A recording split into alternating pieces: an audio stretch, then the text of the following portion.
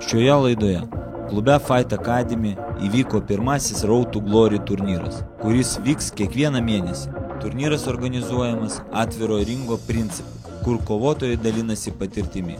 Čia gali dalyvauti visi norintys sportininkai.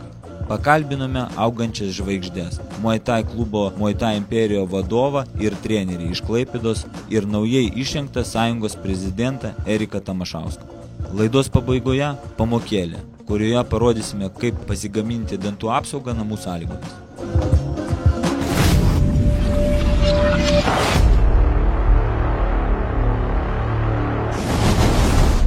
Ką tik baigėsi Fight Academy vykusis Road to Glory atviras ringas. Dalyvavo sportininkai iš visos Lietuvos, buvo 13 kovų.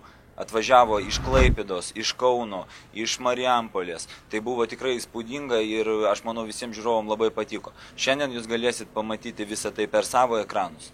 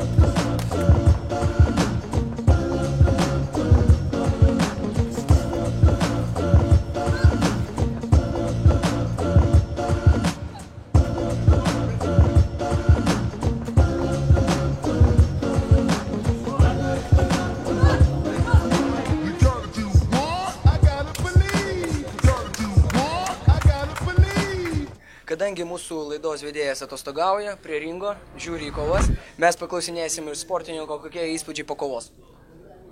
Mindaugai, kaip jūs jaučiatės po kovos, ar jūs, neskubėkit, ar jūs viską pasiekėt, ką norėjot?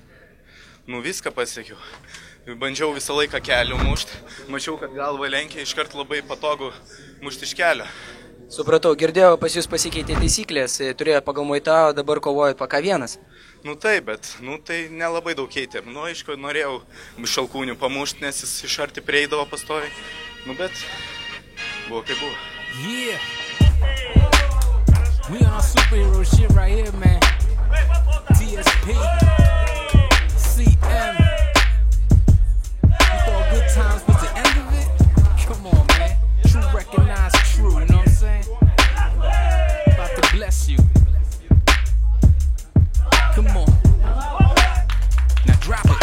Rojau, sakyk, kaip buvo kovos, gal žiūrovai nepamatys, nes visos kovos mes nefilmavom, ištraukos bus, bet pasakyk, kas buvo tau įsimintiniausia, kas buvo sunkiausia, po keletą įspūdžių iš savo kovos. Taip, daugmaž esu patenkintas, nes pamačiau, ką reikia dar dirbti, ko trūksta, pats pajutau, ko trūksta, nes senai kovą beturėjau ir žinosiu ateityje, ką tobulinti, kur tobulėti ir kaip toliau vystytis.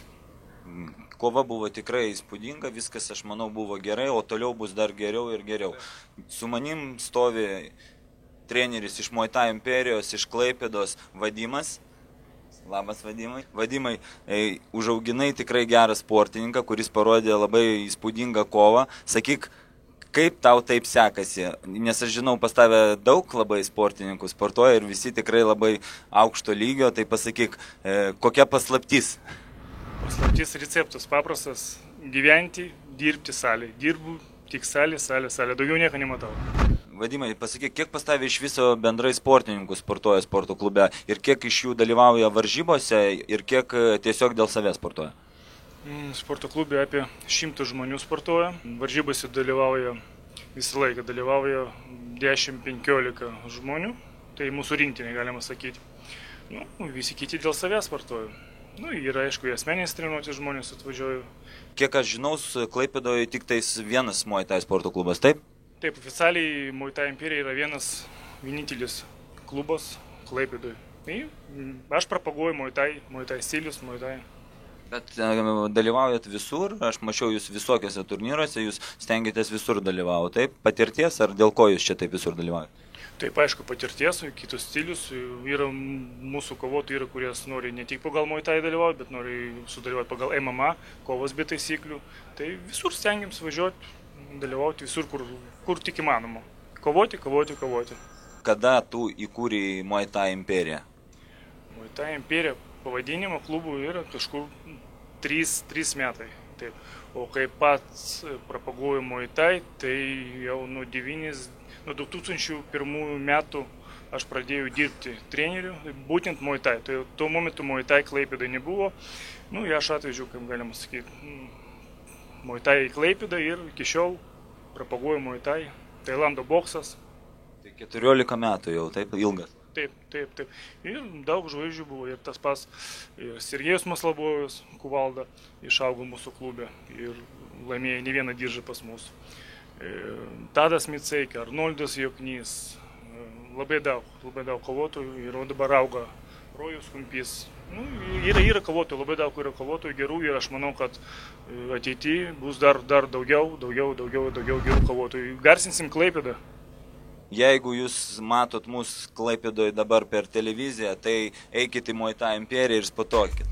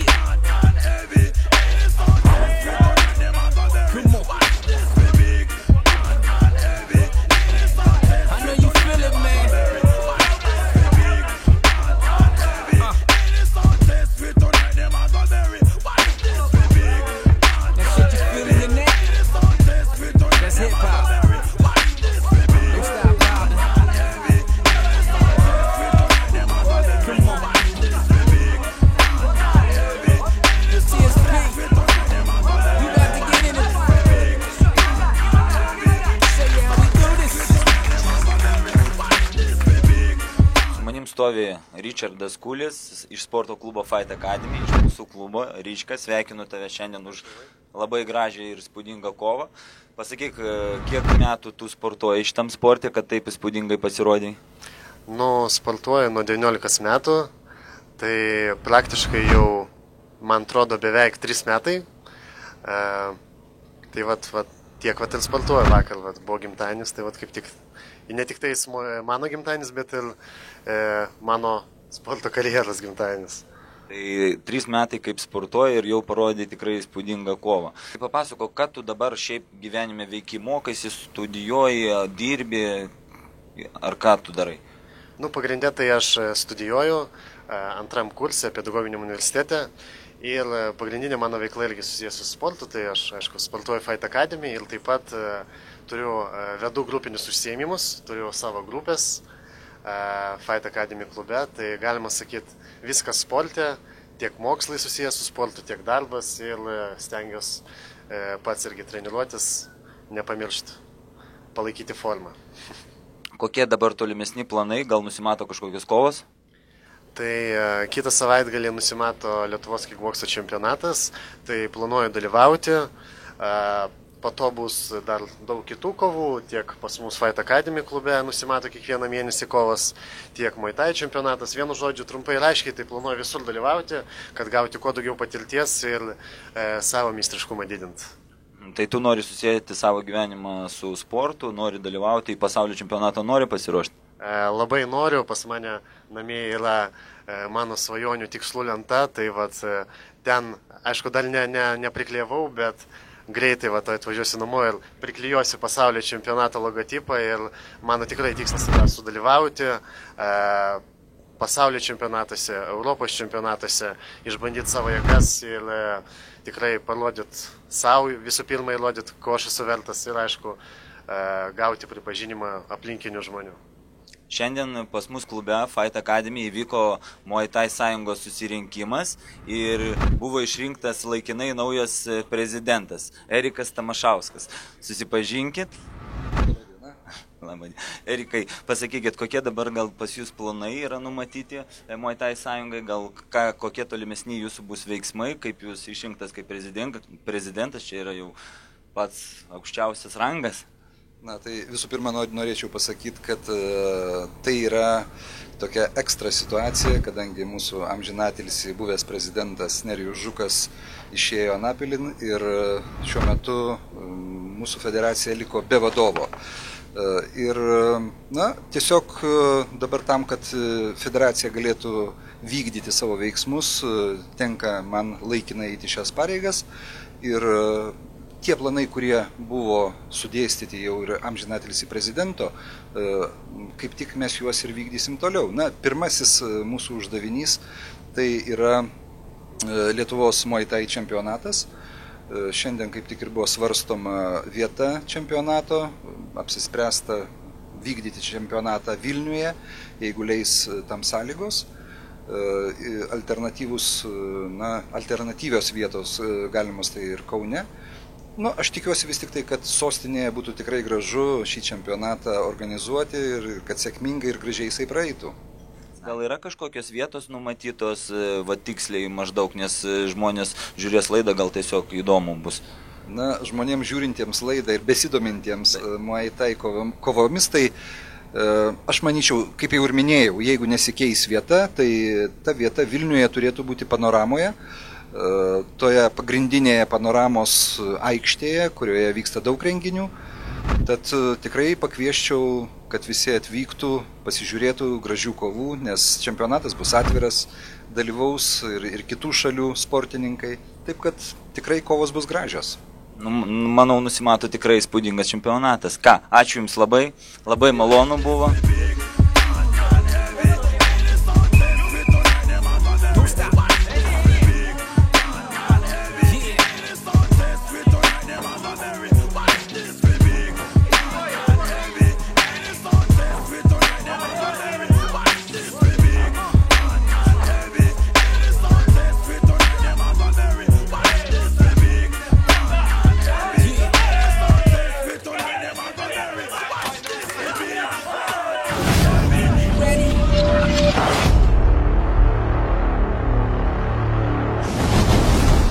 Šiandien mes Jums parodysim, kaip naminiam sąlygom pasigaminti kapą.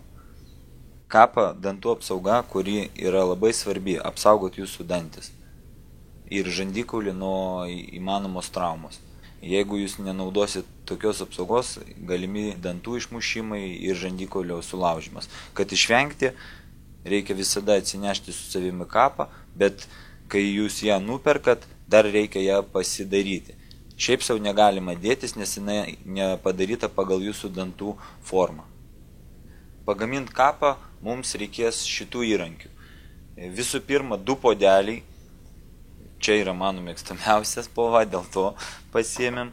Geriausiai, kad būtų šiek tiek didesni, kad galėtumėm lengvai įtalpinti tenais kapą. Ir šaukšto. Šaukštu mes išimsim kapą iš karšto vandenio. Mums reikės įpilti į vieną puodelį karštą vandenį, į kitą puodelį šaltą vandenį, kad atšaldyt kapą. Šiuo atveju vandenį užvirinsim arbatinuke. Vandens turi būti pakankamai, kad tilptų į puodelį. Čia gali būti apie pusę litro, apie 1 litrą vandens. Laukime, kol užvirs vanduo ir pasižiūrim instrukciją. Kiekvienos kapos dėžutė turėtų būti instrukcija. Viename puodelį turi būti šaltas vanduo. Pradžiai įdėsim kapą į karštą vandenį, kad kapas suminkštėtų ir mes galėtum padaryti ją pagal mūsų dantų formą. Turim dabar jau karšto vandens ir pilam jį į vieną iš puodelių. Įpilom pilną puodelį vandens. Pagal instrukciją parašyta, kad reikia įdėti kapą 30 sekundžių palaikyti, bet jūs galite įdėti minutei. Tai va, nustatom minutę ir įdedam į karštą vandenį. Laukiam, kol praeis minutė. Praėjo minutė, tada mes naudosim trečią įrankį, šaukštą, kad išimti kapą. Vanduo yra karštas, rankom negalima ten kišti, nes išsideginsit šiek tiek. Tai va, paimam kapą ir 1 sekundei įdedam į šaltą vandenį. Įdėjom į šaltą vandenį, tada iškart išimam, įkišam. Kai aš dėjau ją į burną tarp dantų, jinai buvo visai minkšta, aš išspaudžiau tvirtai iš visų pusių, kad priliptų prie dantų ir tvirtai laikytųsi iš visų pusių. Kai kapą pasidarėm, įdedam vėl į šaltą vandenį, palaikiam 30 sekundžių kapą vandenį, išimam iš vandens, jinai sutvirtėjo visa, kieta pasidarė, matot, atsirado dantų žymės ir pažiūrim, pažiūrim, įdedam, kaip jinai laikosi. Aš pasidariau neblogai kapą, kaip suprast, kad jinai padaryta neblogai, jinai neiškrenta man. Kai aš atveriu burną, jinai nekrenta, vadinasi, jinai tvirtai ir gerai priglausta. Jeigu netyčia iš pirmo karto neišėjo, nepergyvenkit, jūs galit antrą kartą pasidaryti. Jeigu iš pirmo karto jūs įdedat, jinai krenta, nesilaiko, jūs galit antrą kartą įpilti karšto vandens, antrą kartą įdėti karštą vandenį ir dar kartą pakartoti procesą. Kol nesigaus labai gerai. Štai taip atrodo padaryta kapa. Kaip matot, atsirado dantų žymės iš abiejų pusių, iš vidaus ir iš išorės, visur atsirado mūsų dantų žymės. Kapa darosi individualiai pagal žmogaus dantis. Procesas užtruko apie 5 minutės ir kapa padaryta. Jūsų dantis yra apsaugoti nuo įmanomų traumų.